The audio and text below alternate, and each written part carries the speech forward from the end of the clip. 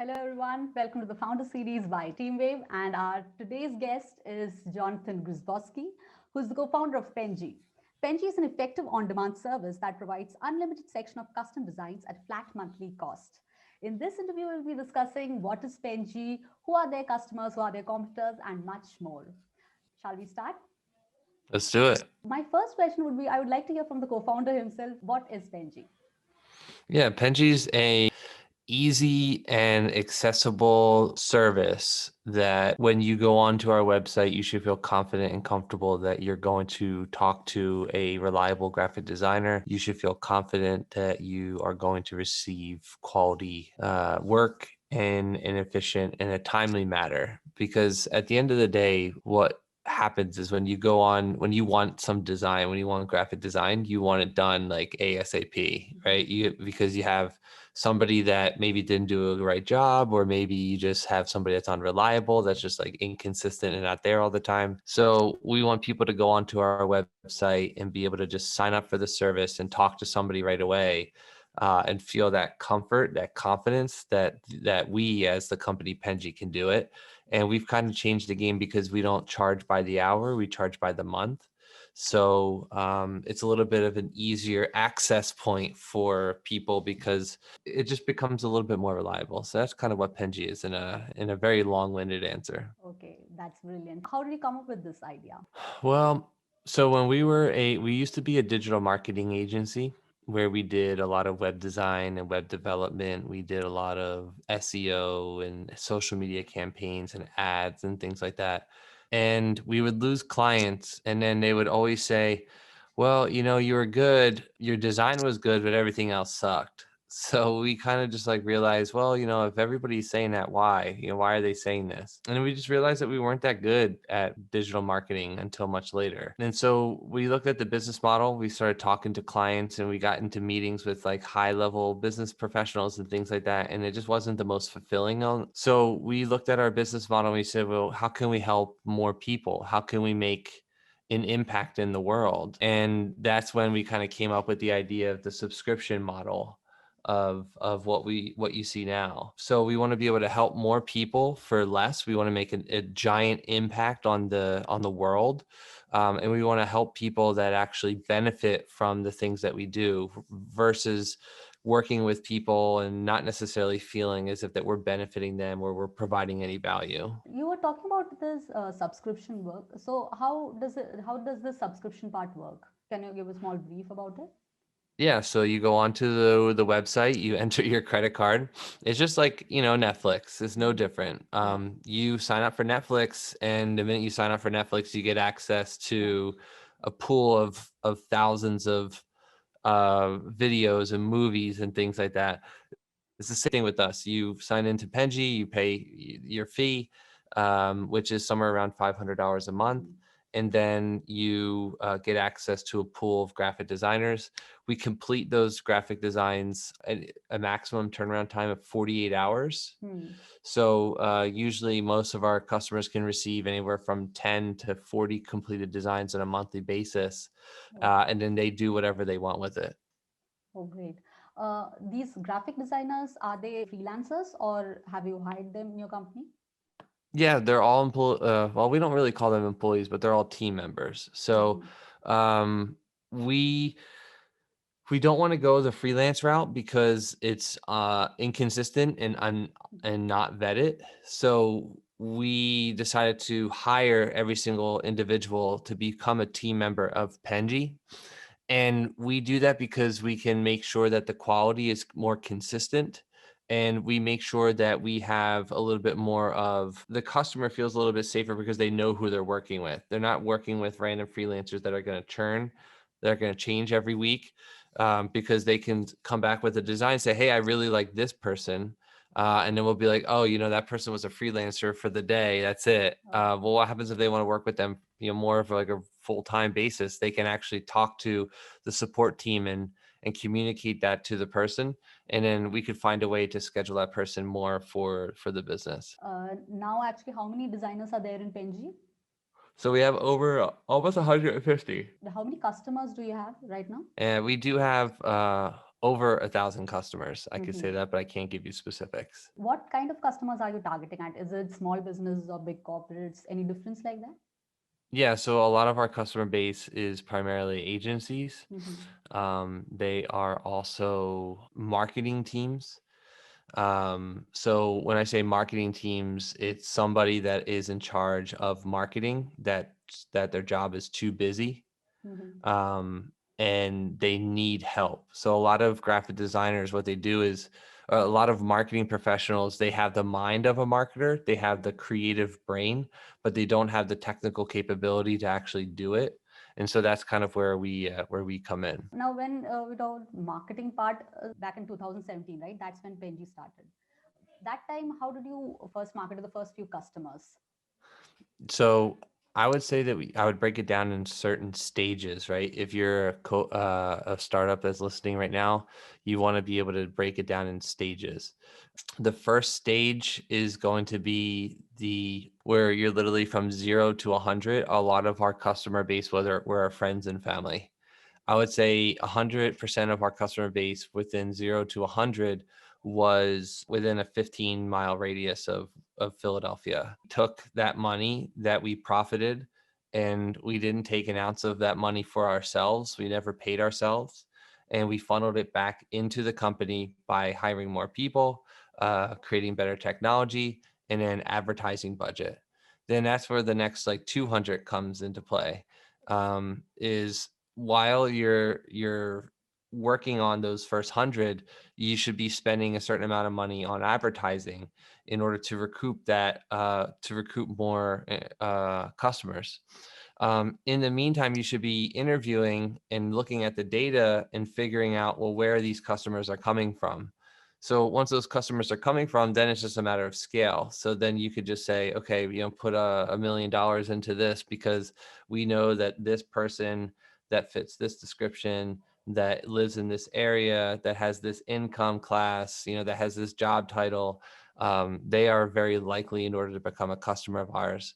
So we're literally just in the process now of looking at our data, seeing how long it takes them to become a customer, looking at the keywords in which they're searching for, trying to optimize for SEO and write blogs in order for them to see the name of Penji, and then again just keeping that funnel over and over again, and pumping the engine, so to speak. In any particular marketing channels that you are focused on? I would say right now, SEO and advertising in Google, LinkedIn, and Facebook.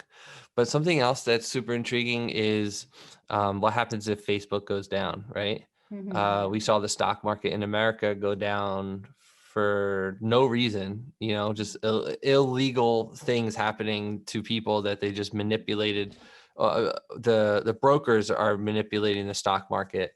So if they have control, like this is the stock market, one of the oldest entities in our nation, and these brokerages are able to just stop people from buying shares.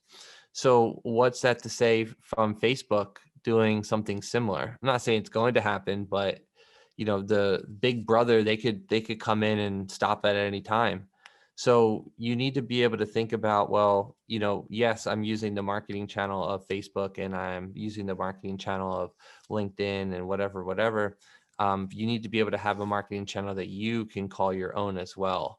And for us, that's our website. And we're also in the process of doing other things as well. But for the most part, our website is the sales engine. And we need to be able to find ways to send as much traffic to that website as possible. Now, this only works if you are a business like ours. We are a SaaS, type of company. So a lot of our sales come through our website. So we need to make sure that we're sending as much traffic to our website as possible in order to get that sale. But if you're just a small business owner that maybe is scheduling based or meeting based or coffee based, whatever, in order to get your customers, how can you find more people to go to those networks to get that?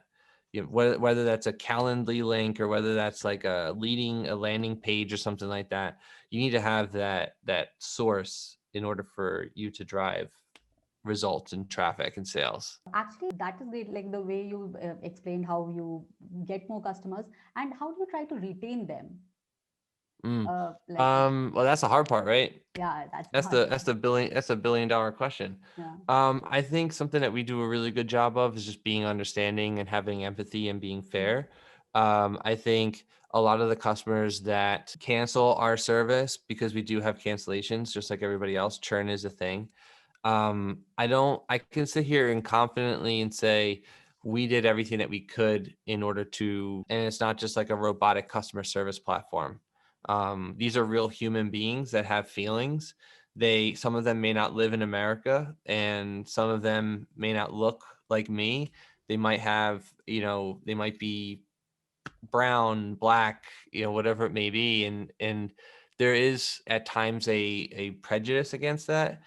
However, in my opinion, if we're able to connect with them on a human level, I do feel like a lot of the barriers that when it comes to working with people potentially overseas, they do kind of diminish because they're just talking to them on their level. Does that make sense? Yeah, that surely makes sense.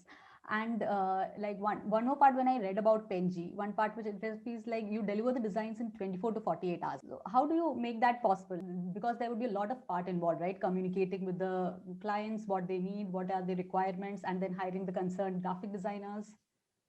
Yeah. So Penji is not just a website; it's an entire platform.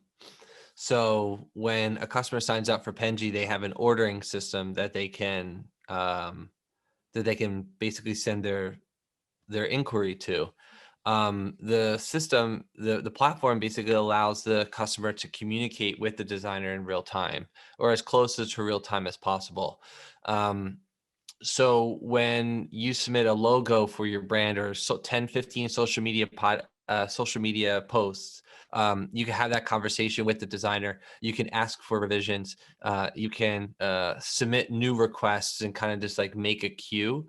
So if you know that you have a content calendar that's 50 days in advance, you can submit all of your requests. So the how is more so it's a glorified ticket ordering system. Um, you submit X, we receive Y, and then we fulfill the order. No different than a McDonald's, no different than a Starbucks. It's just it looks a little bit different. Instead of coffee and Big Macs, it's graphic design. Well, then actually the concept when I hear it, it is very different. So I would be very interested to know who are your competitors. I don't want to give them the credibility and being mentioned right now because they don't deserve to be to be mentioned. But a couple of things that I think that I will say is that a lot of these freelance websites that you might possibly know, we are primarily trying to target the word graphic design. That's what we want to be known for. We don't want to be known for unlimited graphic design. We don't want to be known for freelance graphic design. We don't want to be known for DIY graphic design or whatever what marketplace graphic design. Like we want to be graphic design. And it's up to us to figure out how to get the company to that notoriety of Penji graphic design, et cetera, et cetera. Great. Well, now we all know like the COVID time, it's the pandemic happening. So what change did Penji see? Like, how did you deal with it? Were there any changes or was it the same way? Not really, no. So we were already primarily remote as it is. The only difference is that our team members are just in quarantine, we're in quarantine and we had to figure out cool ways to keep employee morale. So we just jumped on, like we created a book club. We did weekly Zoom meetings and things like that, just kind of like increase employee morale. We created like video game Slack channels so in order for people to play video games with each other.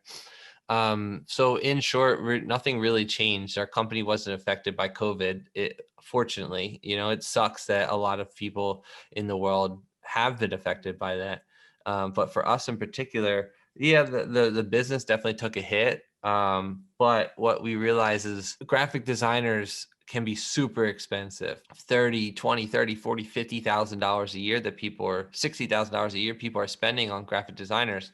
And there's definitely a speciality when it comes to graphic design that's never going to go away. But sometimes people just need quick things like small stuff. And that's kind of where we come into play. So rather than hiring that $20,000 to $60,000 a year employee, you can hire somebody like us, and we're only $6,000, $8,000, $9,000 a year. Yeah, actually, I'm very curious to know what is the meaning of the name Penji? How did this name come up? Yeah. So if you think about like PDFs, right? PDFs, then you think about JPEGs, right? And then you think about PNGs. You can kind of get the idea of where it comes from. Oh, that's interesting. Now, I had two general questions. Which is the latest business book that you read, or something which you would like to recommend? So I'll share a very cool story, which I usually share when it comes to books. I am not the best reader on the planet. I've definitely read I'm currently reading Blitzscaling, which, full transparency, has taken me about like a year to read. But in 2021, I told myself like I need to read more. So I'm going to, I do anywhere from 5 to 10 pages a day and night, right? Just to kind of build that, because I want to get better at reading. However, one of the first books I ever read in business is called Never Get a Real Job by Scott Gerber. And it made a really large impact on me. And I ended up tweeting the person in like 2013 or 14 or so. And I said, hey, I'm about to quit my job because I read your book and I feel really confident about it. And then I created a podcast and I had him on my podcast and I showed him the tweet. And I said, hey, you never responded. And I ended up quitting my job and here we are. So I guess the reason why I say that is if you ever read a book and it made a really good impact on you, I highly recommend sending an email to the author, because that can turn into a really cool relationship. And so because of myself getting him on the podcast and talking, et cetera, I was able to meet some really amazing people, and he became a really good friend of mine. So it's something that I'm incredibly grateful for, and I think everybody else should. If you read a good book and it's impacted you, I think you should just reach out to the author. And second question, yeah, so because TeamWave is a project management software itself, so do you use any project management tool for Penji? We don't. Well, we have our own internal project management tool. When it comes to project management tools, I'd say the basic answer is probably Trello. Trello for me has been something that I've used since day one. I am the type of person that doesn't use a lot of apps. I don't use a lot of apps at all. In fact, I have one screen on my phone. That's it. I deleted every single app known to man, and I use Trello, Slack, Zoom, Spotify, and all the Apple stuff. Outside of that, I use nothing else. I use Google Docs and the Google Suites, but I'm the least app friendly type of person on the planet. So if I were to say project management, not to crap on what you guys do, but that it is Trello for me in particular. Great. Finally, so we have come to the end of this interview. Anything that I missed out? Maybe any question that I missed out you want to talk about? I guess something that I think is incredibly important is just anytime that you sign up for a company and you pay for a service, make sure that you look into more about their background and their reason to why they exist. I think now in today's world, the 2021 world, we're so quick to just buy things without actually reading about how it's made or where it comes from or how it gets to your mouth, to your plate, or even how it receives in your inbox. I think the next time that you try and buy anything, just do a little homework beforehand and learn a little bit more about the company and be a little bit more invested. Because I think by doing that, you might be able to have a better experience with said company. So that's just like my last little tip. Fantastic. So, there might be very many entrepreneurs who would be watching this. So any special advice for them? Yeah, I mean, I would say entrepreneurship is the most unsexy thing on planet Earth. It's not what you think it is when you go on social media. When you go on social media and you scroll through Instagram and you see these people with nice cars and you see these people with beautiful houses and beautiful girlfriend or boyfriend or whatever it may be, a lot of people tend to get really jealous about that and they want to live that lifestyle. I can tell you right now that that's not really entrepreneurship. That's just it's fake. That's fake crap, and it's something that I feel really strongly about. And I don't think that you should be thinking about that as well. If you're trying to go through and create a business, it's going to be really dark and really ugly for a very long time. And eventually that you'll get paid and hopefully if you create something good that helps people.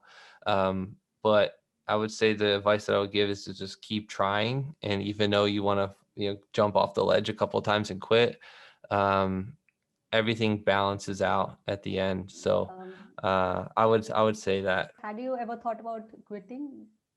Would Oh, you every ever? day. Yeah, 100%. Okay. Even now, like So it's what keeps hard. you Like going forward? just the end goal, right? Mhm. Like I have an end goal that we want to do and I want to be able to make an impact. I want to be able to be financially free. Mhm. Full transparency. I don't want to have to work. I am pretty lazy of a human being. Yeah, I just think that drive to change the world. Yeah, I mean those are the things that drive me. Great. That's all from our side. Also, for the advice for the audience is that if you're looking for graphic designers, you can connect with Penji, you can connect with Johnathan, and they would help you out. Yeah, go to penji.co, penji.co. It Thank was you. great talking to you. Yeah, Thanks a you lot. too. Thank you so much. Thanks a lot, Johnathan.